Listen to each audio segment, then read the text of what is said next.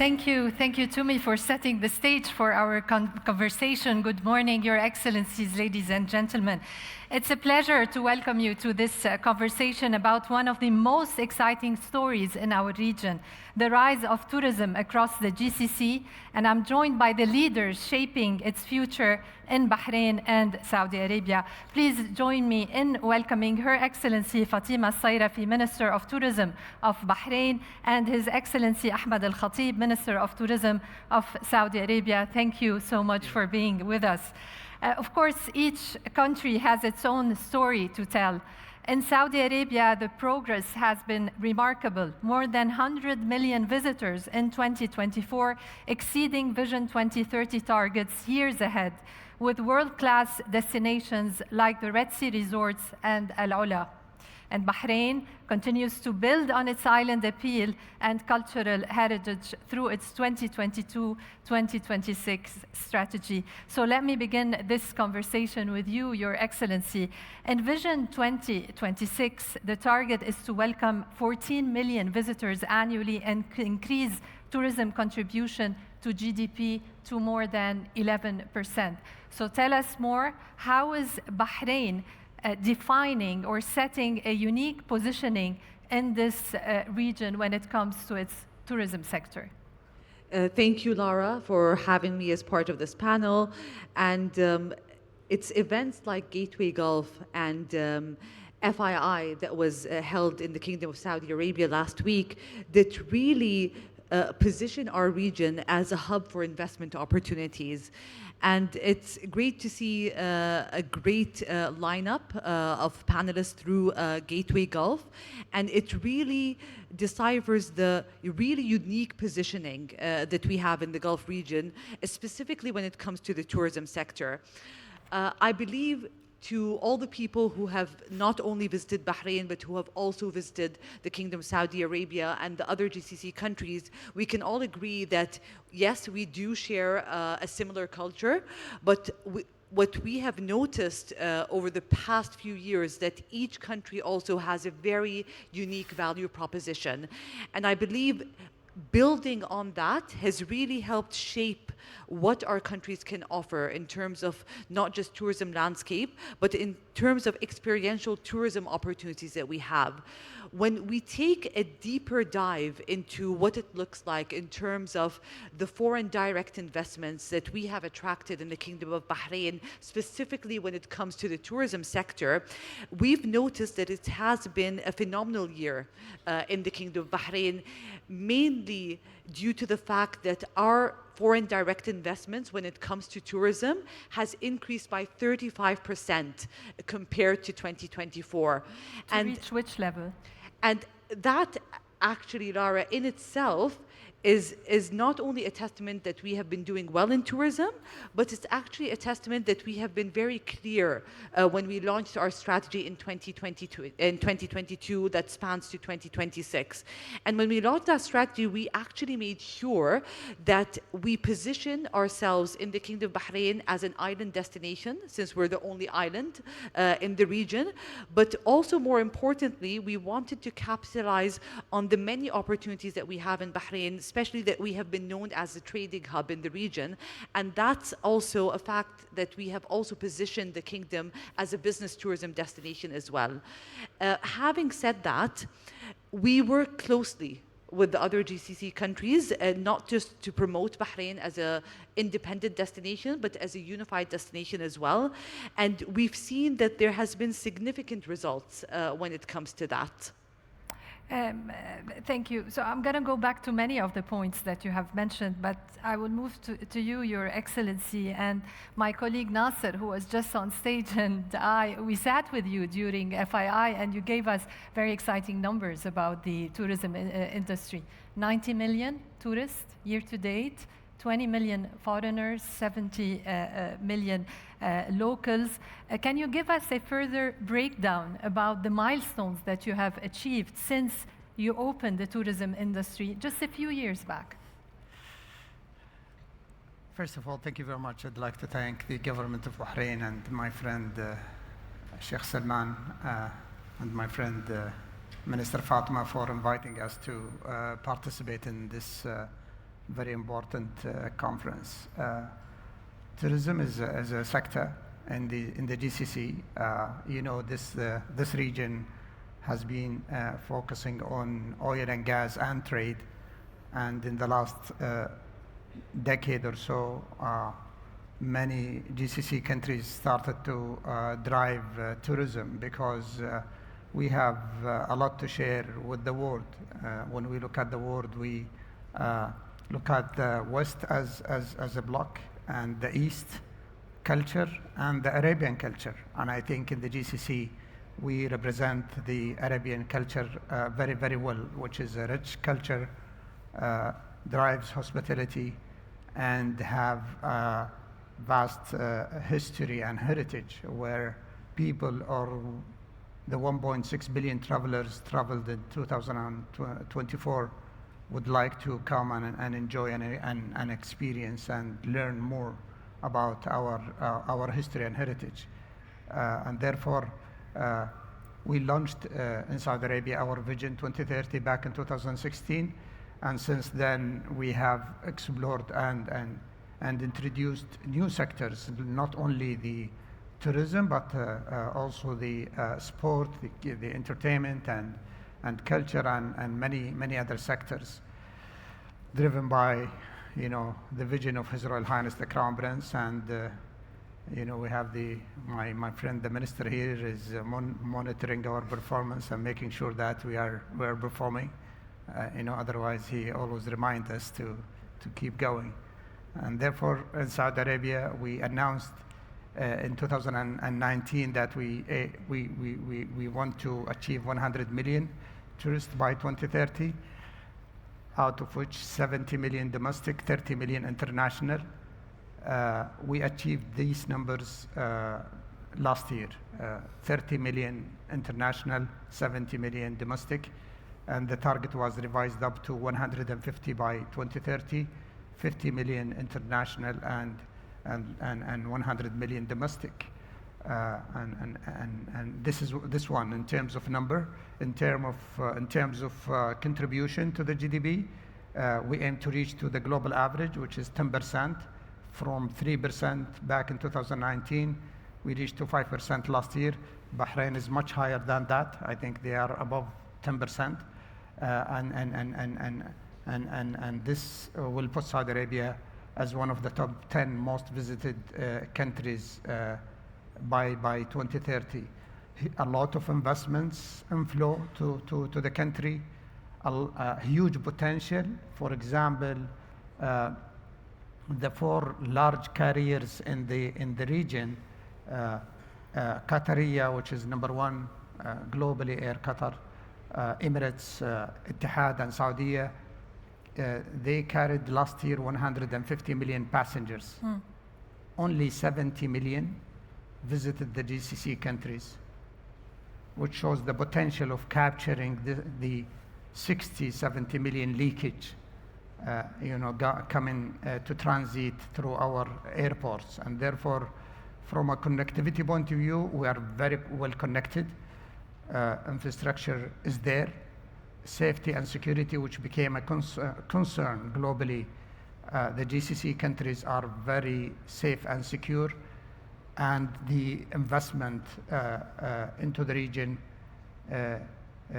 flowing like no other time, and therefore we all are working together to build a very important sector in the GCC that will make our economy more resilient, more sustainable, and more diversified. Can you elaborate on the FDIs in the tourism sector? Because a lot of these giga projects in the tourism sector were driven mainly at the beginning by investments from the PIF. So are you being able to attract whether the local or the foreign private sector into these investments? Lara, I can tell you today, I think the perception is that the PIF is the only investor or the major investor in the travel and tourism sector. However, I can prove to you that 50% of the investments, or the $300 billion more or less, the numbers changes.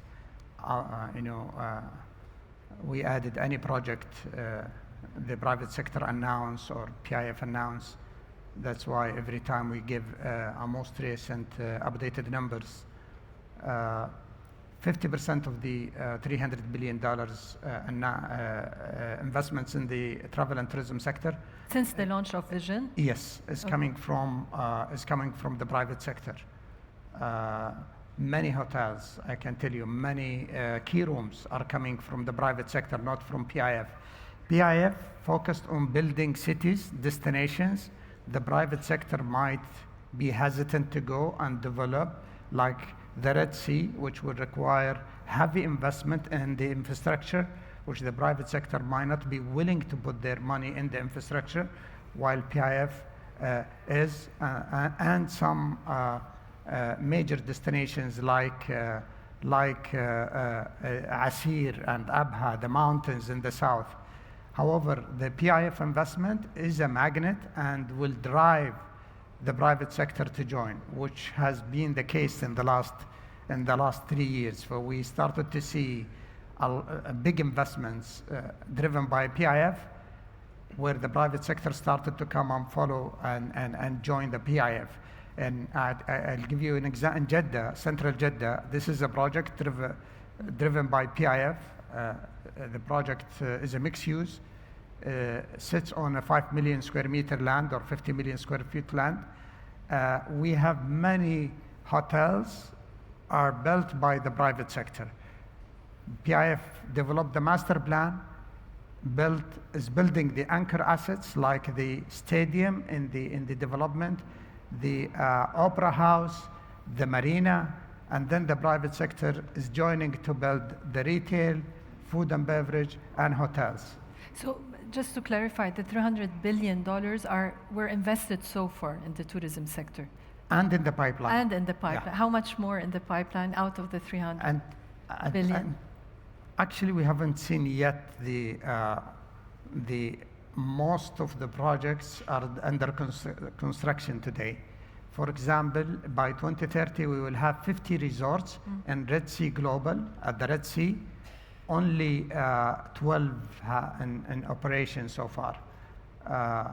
They opened 5, they announced 1, and 11 is coming in the next few months. And therefore, you will see a big jump in the number of hotels, malls, food and beverages, entertainment cities in the next few years.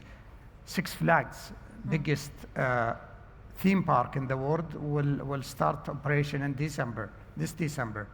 But the project will come in the next. We'll start to see an acceleration in the number of projects coming on operation in the next 3 to maximum 5 years. Thank you. Your Excellency, I have still a lot of questions and we have little time, so please, if I can get short answers. I know it's hard sometimes. My question is, going back to what you're saying, the GCC countries complement each other. So do I understand that the Saudis opening up their tourism sector did not negatively affect tourism in Bahrain? How much do Saudis constitute of the total visitors to Bahrain? Lara, you're absolutely right in terms of mentioning that any development that is happening, whether it's in the Kingdom of Saudi Arabia, whether it's in the UAE, whether it's any of our neighboring countries, has a direct positive impact to the Kingdom of Bahrain. And I might circle back to what His Excellency Ahmed Al Khateeb mentioned about the many tourism developments that are happening in Kingdom of Saudi Arabia that we have seen in the Kingdom of Bahrain had a direct positive impact on not just the flow of FDIs in the Kingdom of Bahrain, but also our tourism numbers. Because what effectively happens is when a neighboring country that's within very close proximity to a country has developed significantly, you see that there's high aptitude from tourists actually to come and visit the neighboring countries as well. I'm sure that most of us here today, when we visit Europe, we tend to visit also the neighboring countries as well. Same thing goes for Asia. Same thing goes for other countries around the world. And between us as GCC ministers, we always mention something that's very important, that one of our KPIs is the fact that we need to reach to a point where people from around the world actually say that we are coming to the Gulf for tourism rather than just coming to the Kingdom of Saudi Arabia or the Kingdom of Bahrain. And I believe that we have set significant stepping stones for that to happen. Unified visa. Absolutely. So when do we expect it to be rolled out? The unified visa was actually a project that us as GCC tourism ministers have started talking about in 2022 and have finalized as GCC tourism ministers in 2023. And we are expecting the launch to be in 2026. And that initiative on its own is going to have significant impact on the tourism flows that we have. You mentioned something very important, Lara, during the beginning of the conversations and the side conversations that we had, is how do countries within the Gulf complement each other when it comes to tourism? And there's a great story that we share with the Kingdom of Saudi Arabia when it comes to co-promotion, is we identified as part of our strategies the key countries that we would like to attract tourism from, whether they're China, whether they're the UK, or a number of European countries that have high income per capita, that have a high amount of outbound tourists, and more importantly, that we have great connectivity with. And that's when we started with the Kingdom of Saudi Arabia launching unified packages. So instead of identifying Bahrain as an independent destination, we started working very closely with the Kingdom of Saudi Arabia to market both our nations as one destination, specifically when it comes to the markets in China and in the UK as well. We have a similar concept that we also worked on with the UAE and Oman, where we have package deals to attract tourists in a few of the European countries as well. Predominantly, what we're trying to achieve here, Lara, is creating more footfall, not just in Bahrain, not just in Kingdom of Saudi Arabia, but for the region and for the GCC country predominantly as well.